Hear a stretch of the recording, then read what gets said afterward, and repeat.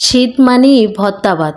গরম গরম ধুমাওটা এক প্লেট ভাতের সাথে যদি এরকম একটু ভর্তা থাকে তাহলে তো আর কোনো কথাই নেই, বা খিচুড়ি। আসসালামু আলাইকুম এভরিওয়ান, আশা করি সবাই ভালো আছেন। আজকে খুবই মজার একটা ভর্তার রেসিপি আপনাদের সাথে শেয়ার করব। অবশ্যই দেখে বুঝতে পারতেছেন আজকে কিসের ভর্তা আপনাদের সাথে শেয়ার করব। আর আমাকে কমেন্ট করে জানাবেন আজকে আমি কি দিয়ে ভর্তাটা বানাচ্ছি।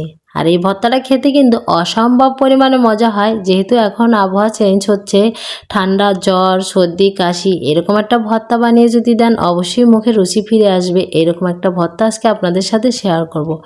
আশা করি আজকের রেসিপিটা আপনাদের ভালো লাগবে। ভালো লাগলে অবশ্যই আমার পাশে থাকবেন আর ফুল ভিডিওটা দেখার অনুরোধ রইল। ফুল ভিডিওটা কিন্তু দেখবেন, একদমই স্কিপ করে দেখবেন না, তাহলে কিন্তু রেসিপি মিস করে যাবেন। আমি মূল রেসিপিতে চলে আসলাম। চুলায় একটা কড়াই বসিয়ে দিয়েছি, তার মধ্যে দিয়ে দিলাম আমরা পটলের খোসা, মানে খোসা বা চামড়া যেটাই বলেন না কেন, এখানে দিয়ে দিয়েছি। এখন আমি এটাকে 5 মিনিটের মতন সিদ্ধ করে নেব। আর এটার ভিতরে দিয়ে দেবো আমি একটু লবণ। লবণ দিয়ে দিলে তাড়াতাড়ি সিদ্ধ হয়ে যাবে, সামান্য পরিমাণ একটু লবণ দিয়ে দিছি। এখন দিয়ে দিব ঢাকনা। ঢাকনাটা দিয়ে আপনি 5 মিনিটের মতন রান্না করে নেব, কারণ 5 মিনিটের মতো রান্না করলে কিন্তু সিদ্ধ হয়ে যাবে। আর এই ভর্তাটা খুব সহজেই আপনি বানাতে পারবেন, কোনো রকম ঝামেলা ছাড়া। সিদ্ধ হয়ে গেছে দেখেই বোঝা যাচ্ছে, কারণ কালার চেঞ্জ হয়ে গেছে। এখন আমি পানিটা ঝরিয়ে নামিয়ে নেব থেকে। এই যে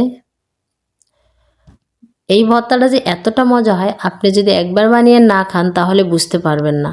খুবই মজা হয় কিন্তু ভর্তাটা, এটা বানাতেও বেশি কষ্ট হয় না কিন্তু। এই যে আমি এখানে 10-12 কোষ রসুন দিয়ে দিছি, এটা হচ্ছে বড় রসুন। এখন রসুনটাকে একটু হালকা করে ভেজে নিব আগে। তারপর এটার ভিতর দিয়ে দেবো 5-6টা শুকনো মরিচ, মানে লাল মরিচ। আর দিয়ে দেবো কাঁচা মরিচ 5-6টা। দিয়ে এখন মরিচ আর রসুনটাকে ভালো করে ভেজে নিতে হবে কিন্তু আগেই।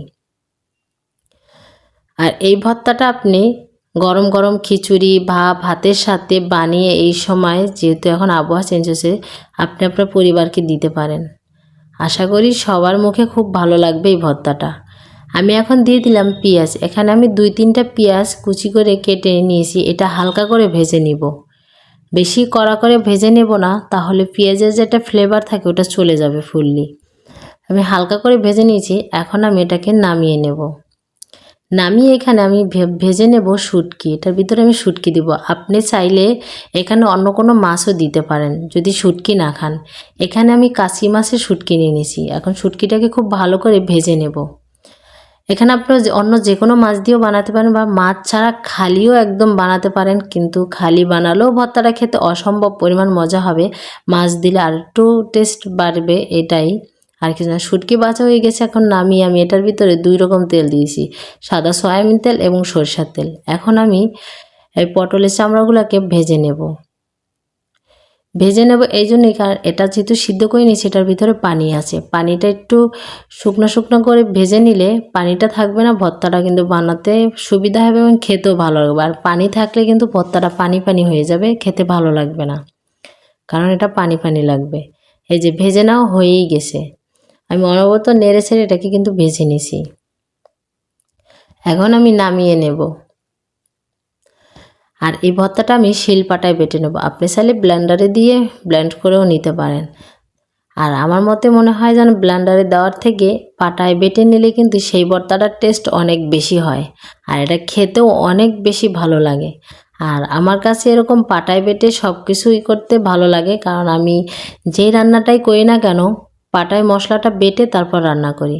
ব্লেন্ডারে করি না অতি সহজে, খুব কম সময়ের জন্য যদি দেখি যে হচ্ছে না তখন করে নিই, কিন্তু আমি সবসময় পাটায় বেটেই সব মশলা আমি করে নিই। আর যখন রান্না করি তখনই মশলাটা বাটি। ওই মশলার তরকারিটা খেতে কিন্তু অনেক বেশি মজা হয়। আর আমি যে রেসিপিগুলো আপনাদের কাছে শেয়ার করি এগুলো একদমই আমার নিজস্ব রেসিপি। আমি যেভাবে পারি সেম ওইভাবেই আপনাদের সাথে শেয়ার করি। আপনাদের সাথে কথা বলতে বলতে কিন্তু আমার ভর্তা রেডি হয়ে গেছে। এই যে দেখুন, আলহামদুলিল্লাহ, আমি একবার বাটার পর আরেকবার হালকা করে বেটে নিয়ে নিয়েছি। একদমই ফুলফিল ভর্তাটা রেডি।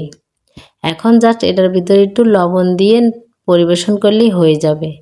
আর এটা খেতে কিন্তু অসম্ভব পরিমাণ মজা হয়েছে। আপনি যদি আপনার পরিবারে এই সময় ঠান্ডা, জ্বর, কাশি, এই সময় যদি এই ভর্তাটা বানিয়ে দেন, আশা করি সবাই অনেক বেশি খুশি হবে। আপনারা দেখেই বুঝতে পারছেন আলহামদুলিল্লাহ অনেক সুন্দর হয়েছে, দেখতে যত সুন্দর হয়েছে তার থেকে অনেক বেশি হয়েছে খেতে মজা। আর যেহেতু এখানে আমি শুটকি অ্যাড করছি বা এখানে আপনি যদি কাঁচা মাছও অ্যাড করেন ওটাও খেতে আরও অনেক বেশি মজা হবে, অনেক বেশি টেস্টি হবে এই ভর্তাটা খেতে। আলহামদুলিল্লাহ সবাই অনেক খুশি হয়েছে আমাদের বাসার খেয়ে, যে এটা অনেক মজা হয়েছে। আসলে ফেলে দেওয়া জিনিস দিয়ে যে খুব সহজে এত ভালো রেসিপি করা যায় এটা আসলে অনেকেই জানে না, এবং অনেকে জানলেও করতে চায় না, মনে করে অনেক কষ্ট হয়। আসলে কিন্তু একদমই না, ফেলে দেওয়া জিনিসই কিন্তু অনেক বেশি টেস্টি হয় এবং অনেক বেশি মজা হয়। মানে যারা জানে না তারা আসলে বুঝে না, একবার হলেও ট্রাই করে দেখবেন, আশা করি হতাশা হবেন না, অনেক ভালো লাগবে। আশা করি আজকের রেসিপিটা আপনাদের ভালো লাগবে। ভালো লাগলে অবশ্যই আমার পাশে থাকবেন, ফুল ভিডিওটা দেখার অনুরোধ রইল, ফুল ভিডিওটা কিন্তু দেখবেন। আজকের রেসিপিটা এই পর্যন্তই। সবাই ভালো থাকবেন, সুস্থ থাকবেন। আল্লাহ হাফেজ।